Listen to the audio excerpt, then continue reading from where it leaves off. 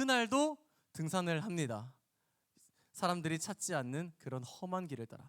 근데 그러다가 발을 헛디뎌서 낭떠러지에 떨어지게 돼요. 천만다행으로요. 네, 이렇게 가지를 붙잡고 살게 되었습니다. 근데 사실은 산 게 아니죠. 이제 힘이 빠질지도 모르고 또 가지가 부러질지도 모르고요.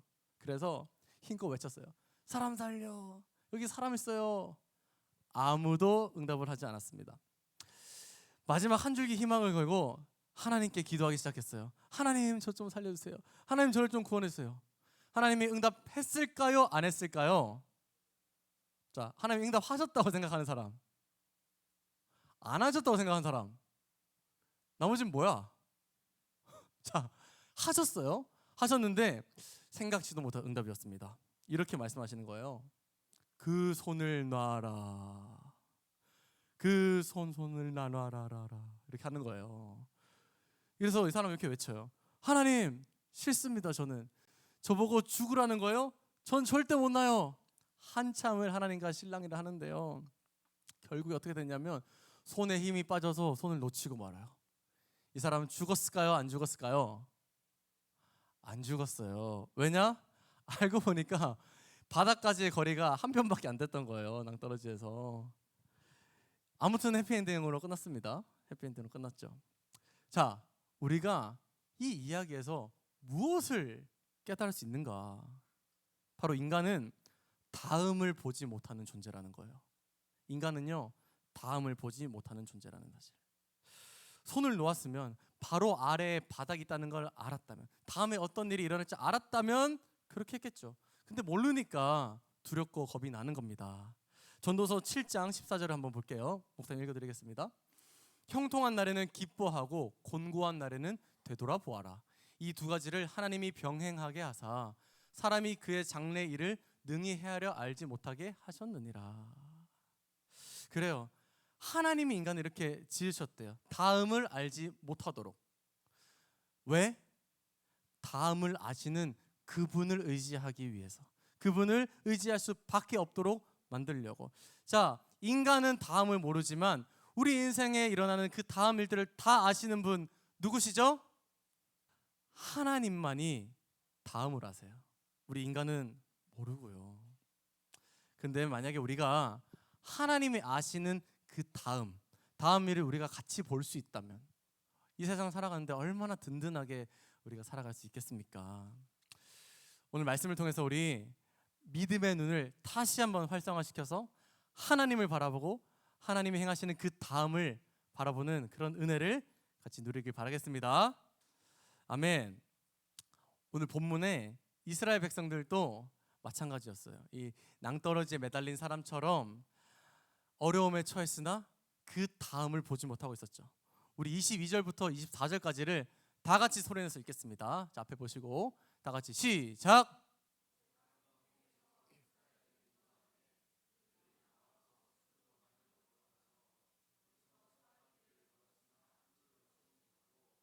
마라에 이르렀더니 그곳 물이 써서 마시지 못하게 했으므로 그 이름을 마라라 하였더라.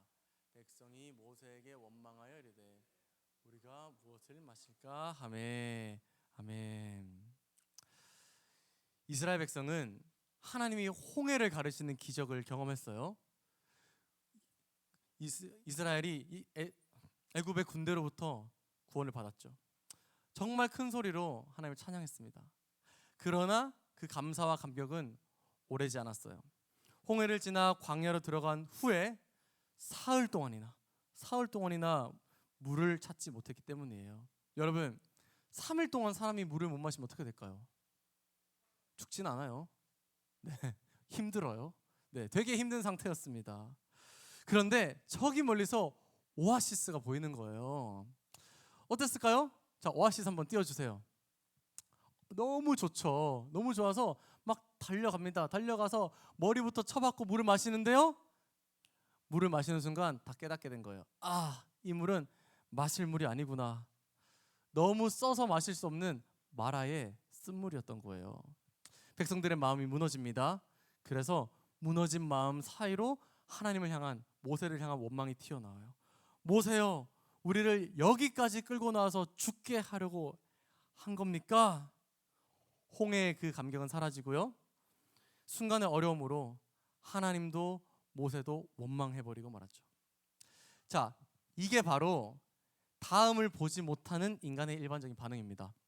하나님을 신뢰하지 못하고 하나님께 반항하고요. 하나님을 원망해요. 그러나 하나님은 다릅니다. 하나님에게는 다음이 있습니다. 하나님께 무엇이 있다고요? 다음이 있다. 자, 한번 따라해 보겠습니다. 하나님께는 다음이 있다. 한 번 더. 하나님께는 다음이 있다. 하나님은 다음을 준비하고 계셨어요. 이스라엘 백성들은 다음을 보지 못하고 원망했지만요. 자, 하나님의 다음을 한번 같이 볼게요. 본문 25절부터 27절의 말씀인데요. 우리 길지만 다 같이 읽어보겠습니다. 다 같이 시작. 모세가 여호와께 부르짖었더니 여호와께서 그에게 한 나무를 가리키시니 그가 물에 던지니 물이 달게 되었더라. 거기서 여호와께서 그들을 위하여 법도와 율례를 정하시고 그들을 시험하실세 이르시되 너희가 너희 하나님 여호와 말을 잘 들어 순종하고 내가 보기에 의를 행하며 내 계명에 귀를 기울이며 내 모든 규례를 지키면 내가 애굽 사람에게 내린 모든 질병 중 하나도 너희에게 내리지 아니하리니 나는 너희를 치료하는 여호와임이라. 그들이 엘림에 이르니 거기에 물샘 12과 종려나무 70그루가 있는지라. 거기서 그들이 그 물 곁에 장막을 치니라. 아멘. 하나님이 준비한 다음이 있었던 거예요. 이스라엘 백성들은 마라의 쓴물을 만났습니다. 그러나 그게 끝이 아니었어요. 하나님은 쓴물을 단물로 그 다음을 준비하셨죠. 또 단물에서 더 나아가 생명의 땅인 엘림을 준비하셨어요. 쓴물이 단물이 되고 단물이 엘림이 되고 하나님께는 다음이 있다. 언제나. 여러분, 물이 없어서 죽어가던 이 사람들에게 물이 생겼어요. 아니, 물을 더 넘어서서 쉴 수 있는 그늘과 풍성한 샘물이 주어졌어요. 이것을 뭐라고 합니까? 바로 구원이라고 하죠. 구원이라고 해요. 그래요. 하나님은요 언제나 다음을 준비하는 분이에요. 하나님은 언제나 그의 자녀와 그의 백성에게 구원을 준비해 놓는 분이십니다. 이스라엘 백성들이 하나님의 이 구원을 알았다면 저렇게 원망했을까요? 그렇지 않았겠죠. 죄짓지 않았을 거예요. 대개 사람들은요 하나님의 다음, 하나님의 구원을 못 보기 때문에 하나님 원망하고 죄를 지어요. 여러분들은 어떠십니까? 여러분의 인생 가운데 어려운 일 다 만나보셨죠? 네, 생각대로 안 되는 일들, 정말 낭떠러지에 매달린 것 같은 일들, 언제 그런 마음을 느끼세요? 내 계획대로 안 되고 무너질 때? 또 시험을 본 친구들도 있고 지금 다음 주부터 시험인 친구들도 있지만 시험을 망쳤을 때? 네. 또 앞으로 인생을 좀 더 살면 이런 일들이 일어날 거예요. 원하는 대학에 들어가지 못할 때, 취업에 번번이 실패할 때, 결혼 생활이 어려울 때 하나하나 말하려니까 끝이 없어요. 그러나 분명히 기억하십시오, 여러분. 이런 어둡고 절망적인 순간이라 하더라도 하나님에게는 다음이 있다. 한 번만 더 따라해 볼게요. 하나님에게는 다음이 있다. 하나님에게는 다음이 있다. 그래요. 모든 상황 속에서 하나님은 다음을 준비하고 계세요. 우리를 향한 구원을 계획하고 계세요. 이것을 우리가 볼 수 있는 힘, 그것을 믿음의 눈이라고 합니다. 믿음의 눈이 있으면 하나님의 다음, 하나님의 구원을 볼 수 있어요. 여러분, 믿음의 눈 어디 있게요? 믿는 사람들의 가슴 속에 다 있습니다. 여러분이 하나님 믿는다면 여러분 가슴 속에 다 있어요. 믿음의 눈. 믿음의 눈을 활성화시키길 바랍니다. 아멘. 아멘이에요. 아멘. 우리에게 이미 믿음의 눈이 있어요. 자, 그렇다면 질문이요. 자, 이 믿음의 눈이 있으면요 하나님이 준비하시는 다음을 볼 수 있다고 했는데, 그러면 이제 이 다음에 일어날 그 모든 일들을 우리가 다 알게 되는 걸까요? 예를 들면 어떤 주식이 상장하고 뭐 주식이 오르고 로또 번호를 알고 뭐 누가 어떻게 되는 그런 일들을 다 알 수 있게 되는 걸까요? 아니겠지, 당연히 아니겠죠. 믿음의 눈이 있다고 해서 구체적인 장래의 일까지는 알 수가 없어요. 아까 하나님이 그렇게 하지 않으신다고 말을 했잖아요. 그러면 믿음의 눈이 하는 것은 뭘까요? 앞에 있습니다. 바로 하나님을 바라보게 하는 거예요. 하나님의 그 다음의 일 이전에 하나님 그분 자체를 먼저 바라보게 한다는 거예요. 믿음의 눈은 하나님 그분 자체를 바라보게 해요. 하나님 어떤 분이십니까? 절대로 우리를 포기하지 않는 분, 반드시 우리를 지키시는 우리의 아버지, 나의 선한 목자. 믿음의 눈으로 이 하나님 그분 자체를 보게 되면 다음에 어떤 일이 일어나는지 구체적으로 몰라도 상관없게 돼요. 왜? 그 하나님이 하시는 다음 일이 선하지 않을 리가 없다는 것을 깨닫게 되기 때문에 그것을 믿음의 눈을 가지고 있는 사람들은 확신하게 됩니다. 이게 바로 그리스도인들의 삶이에요. 하나님 믿는 사람들, 믿음의 눈을 가진 사람들의 삶입니다. 세상 사람들은 문제가 터지면 아래를 봐요. 고개를 땅에 쳐박고 절망해요. 그러나 우리는 위를 봅니다. 하나님을 바라봅니다. 그래서 희망을 노래하게 됩니다.